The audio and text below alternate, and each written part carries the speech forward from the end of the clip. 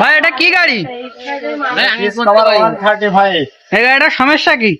এই গাড়ির হচ্ছে ক্লাস প্লেট নষ্ট হয়ে গেছে, ক্যাম রোটার তারপরে সাইলেন্সার এগুলা চেঞ্জ করা আছে, সব হয়ে গিয়েছে। এটা ক্লাস প্লেট কোনটা কয়? এই যে ক্লাস প্লেট এই দেখেন, এগুলো পুরাতন গুলো। এখানে হচ্ছে পুরানো গুলা, এই যে ক্লাস বাটি খেয়ে গিয়েছে, ক্যাম খেয়ে গিয়েছে, তারপরে আপনার সাইলেন্সার।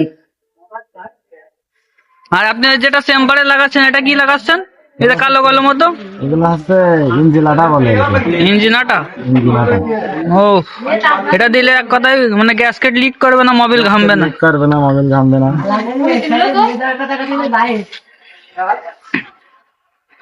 ডিসকভার 135 গুলো প্লাস এটা সব কেবল বদলানো হচ্ছে, মানে এক কথা সার্ভিসিং হচ্ছে, তাই তো? গাড়ি সার্ভিসিং করলে কি কি উপকার পাওয়া যায়? গাড়ি স্মুথ থাকে, শক্ত থাকে। এই সার্ভিসিং কতদিন পর পর করলে ভালো হয়? এখন ওটা তো একজন এক এক রকম চালায়, চালানোর হিসাব থেকে। তারপরে প্রতি বছর বছর এটা সার্ভিসিং করে নিলে ভালো হয়, তাই তো? ছোট করে সার্ভিসিং করে নিলে ভালো হয়। ওকে ভাই, কথা কওয়ার জন্য অনেক ধন্যবাদ।